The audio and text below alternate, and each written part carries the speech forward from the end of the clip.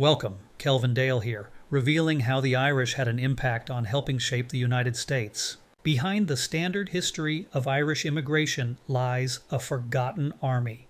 The young women who crossed the Atlantic alone, not only bankrolling the survival of their families back home, but also fundamentally reshaping the social and economic fabric of a rising America. Let's get into it.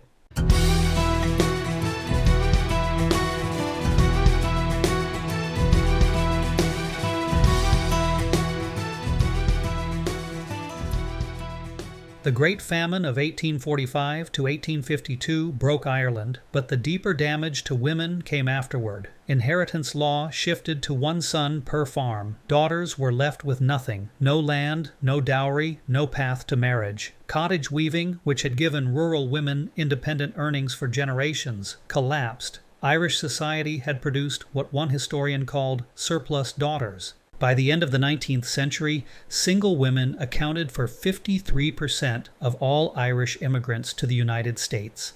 The Irish were the only major immigrant group in history where women outnumbered men. German and Italian immigrants skewed heavily male. In County Mayo, between 1886 and 1905, 175 women left for every 100 men. Between 1851 and 1921, 27% of 4.5 million Irish arrivals were females aged 15 to 24, traveling alone, and by 1900, these Irish women were educated and could read, write, and navigate a new country. Many Irish immigrant women found employment as domestic servants.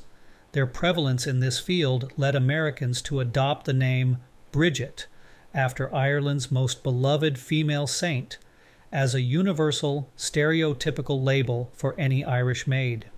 Despite the stigma, these positions were economically advantageous.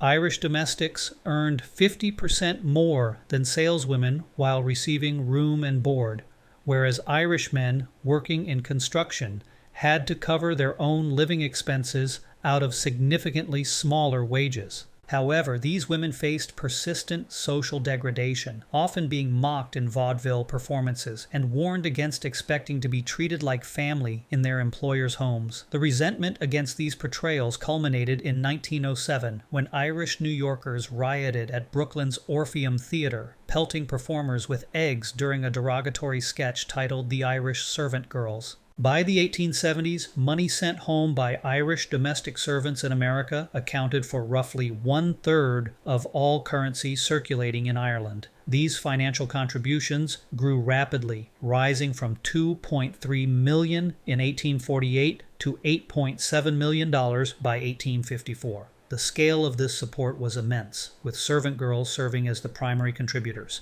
Because they were more disciplined savers than their male counterparts, Irish daughters consistently sent more money home than sons. They used these funds not only to support their families, but also to purchase steamship tickets for siblings and parents. Historian Hasia Diner characterized this phenomenon as sibling solidarity, highlighting how these women acted as the primary architects of a chain migration that relocated entire Irish communities to the United States. Where did this trail of discovery take us? It reveals that Irish women, driven out by economic necessity, became central to both family survival and American growth. Traveling alone, they turned literacy and discipline into steady earnings, sent money home that sustained Ireland and funded further migration, and moved from domestic service into teaching, nursing, and public roles.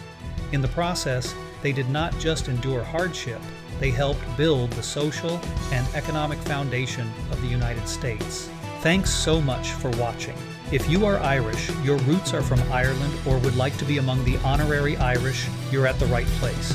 Please take a moment to like, subscribe, click on the notification bell, or even leave me a comment. Until next time, keep that Irish twinkle in your eye.